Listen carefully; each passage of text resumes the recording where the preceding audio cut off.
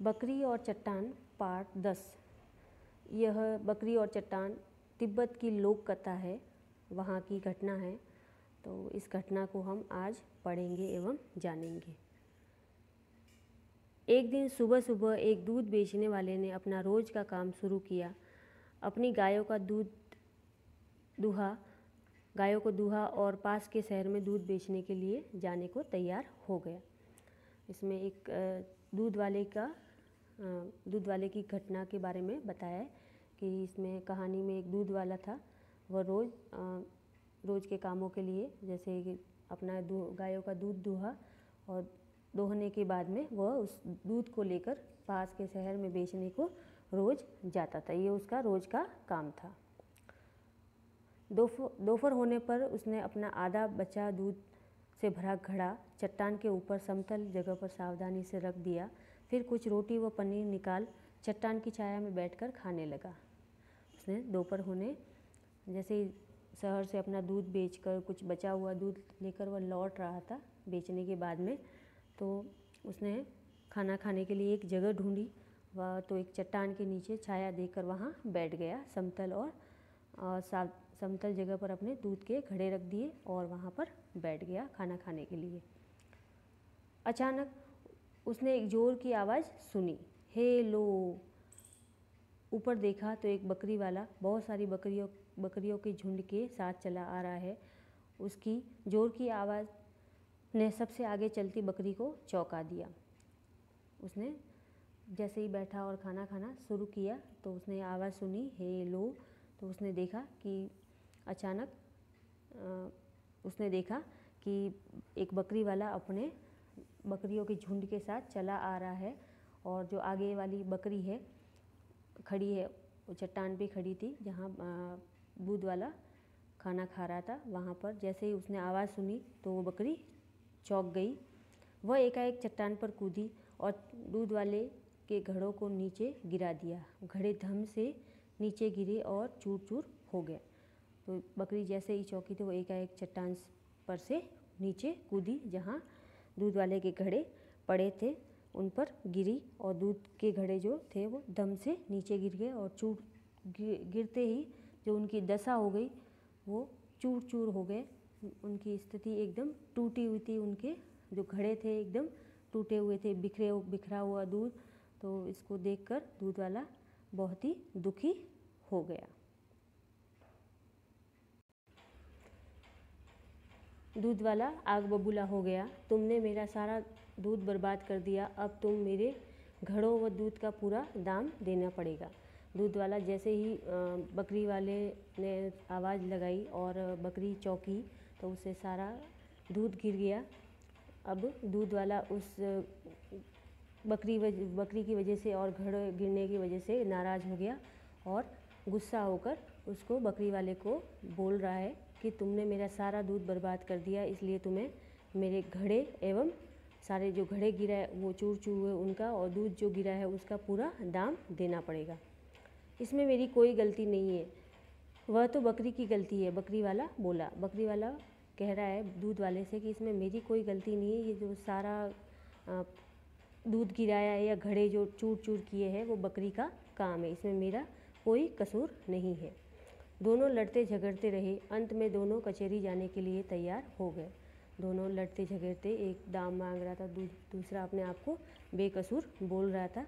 तो दोनों झगड़ रहे थे और इसी झगड़े को लेकर कोर्ट जाने को तैयार हो गए। न्यायालय के अनुभवी न्यायाधीश ने दोनों की बातें सुनी और बोले, यह तो साफ है कि दूध वाला बिना किसी कसूर के अपना घड़ा व दूध खो बैठा है। अब वह दूध कैसे बेचेगा? लेकिन इसमें दोष बकरी वाले का भी नहीं है। यदि बकरी वाला अपनी बकरियां बेचकर इस नुकसान के पैसे चुकाता है तब तो उसकी रोजी रोटी सब खत्म हो जाएगी। इसमें तो केवल बकरी व चट्टान का दोष है। बकरी को गिरफ्तार कर कचहरी में लाया जाए। मैं कल 12 बजे चट्टान और बकरी दोनों को सज़ा दूंगा। अब दोनों लड़ते झगड़ते कचहरी पहुँचे हैं। वहाँ के न्यायाधीश ने दोनों की बातें सुनी और दोनों की बातें सुनकर ये कहा कि दूध वाले का भी बकरी वाले का भी कोई कसूर नहीं है। और जो दूध वाला है अपने घड़े और दूध खो बैठा है, उसको अब वह दूध कैसे बेचेगा, तो कैसे बेचेगा। और बकरी वाला है अगर सारा अपनी बकरियां भी बेचकर इस नुकसान की भरपाई करता है तो उसकी तो रोजी रोटी ही ख़त्म हो जाएगी। तो अब तुम दोनों में से किसी का जो दोस्त नहीं है, ये जो दोस्त है वह बकरी और चट्टान का है। अब इन दोनों को गिरफ्तार करके कल कचहरी में लाया जाएगा। उसके बाद में मैं इनको सज़ा दूंगा और तुम्हें न्याय दिलवाने की कोशिश करूँगा। शहर भर में ये बात फैल गई, लोग आपस में कानाफूसी करने लग गए। अब उसी दिन शहर भर में बात फैल गई कि बकरी और चट्टान को गिरफ्तार कर न्याय सुनाने वाले हैं न्यायाधीश। तो कानाफूसी अर्थात एक दूसरे के कान में धीरे धीरे बातें करने लगे कि ये कैसा फैसला होने जा रहा है। अगले दिन कचहरी में लोगों की खचाखच भीड़ देखकर न्यायाधीश खुश हो गए। उन्होंने जमा हुए लोगों से कहा, आप सब लोग एक बकरी और चट्टान का मुकदमा देखने के लिए यहाँ जमा हुए हैं। आप लोग भी यही सोचते हैं कि मैं बकरी और चट्टान का मुकदमा कैसे चला सकता हूँ, मैं झक्की हूँ। तो दूसरे दिन सारे लोग शहर में जितने भी लोग थे ज़्यादा से ज़्यादा उस मुकदमे को देखने के लिए वहाँ पर उपस्थित हुए। तो न्यायाधीश बड़े खुश हुए कि बहुत सारे लोग आए हैं, लेकिन लोगों को पता नहीं था कि न्यायाधीश क्या सोच रहे हैं। तो न्यायाधीश ने उन लोगों को कहा कि आप सभी लोग मुझे पागल समझते हैं, झक्की अर्थात बेवकूफ़ समझते हैं। तो तुम लोग इस बकरी और चट्टान का मुकदमा देखने आए हो। मैं मुकदमा बकरी और चट्टान पे कैसे चला सकता हूँ ये देखने आए हो। तो तुम सब लोग मुझे बेवकूफ़ और पागल समझते हो, सनकी समझते हो। मैं कुछ बेवकूफ़ी की बातें कहूँ या करूँ इसलिए आप लोग यहाँ आए हैं। मैं तो समझता था कि आप सब मुझे अच्छी तरह जानते हैं, पहचानते हैं। आप लोग मुझे कैसे इतना मूर्ख और झक्की समझ सकते हैं और मेरे बारे में इतने बुरे बुरे विचार मन में ला सकते हैं। उस न्यायाधीश ने कहा कि आप लोग मेरे बारे में इतना ख़राब सोचते हो कि मैं बेवकूफ़ हूँ, मैं पागल हूँ और इस तरह के फैसले लड़ सकता हूँ, इस न्याय इसमें दे सकता हूँ। बकरी और चट्टान का फैसला मैं कैसे देता हूँ, कैसे करता हूँ, तो आप मुझे इतना पागल समझते हैं और यहाँ ये फैसला देखना है, ये तमाशा देखने आए हैं। आप अपने न्यायाधीश को इतना मूर्ख कैसे समझ सकते हो।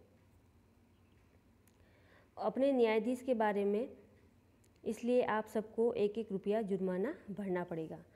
आप सभी लोगों ने मुझे पागल व सनकी समझा है, तो आपने अपने न्यायाधीश को सनकी समझा है, तो आप लोगों को इस बात का जुर्माना देना पड़ेगा। आपको सभी को 1-1 रुपया जुर्माने के रूप में देना पड़ेगा।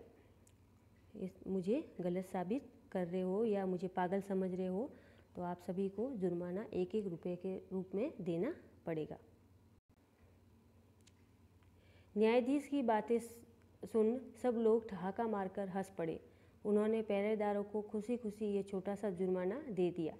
न्यायाधीश ने सब रुपए दूध वाले को दे दिए। बकरी वाला और दूध वाला एक दूसरे को देख देख कर मुस्कुराए और फिर से मित्र बन गए। अब न्यायाधीश की जो बातें हैं उन्होंने कहा कि आप मुझे मूर्ख समझते हैं, तो आप सभी को इस बात के लिए 1-1 रुपया जुर्माना भरना पड़ेगा, देना पड़ेगा। तो सभी लोग ठहाका मारकर हंसने लगे। उन्होंने ये छोटी सी रकम खुशी खुशी पहरेदार को जमा करवा दी और न्यायाधीश ने उस जमा रकम को दूध वाले को देकर दूध वाले और बकरी वाले का फैसला सुना दिया। और दोनों यह फैसला देखकर, ये बात देखकर न्यायाधीश की ओर देखकर मुस्कुराए और दोनों फिर से मित्र बन गए। इस प्रकार ये पाठ बकरी और चट्टान समाप्त हुआ।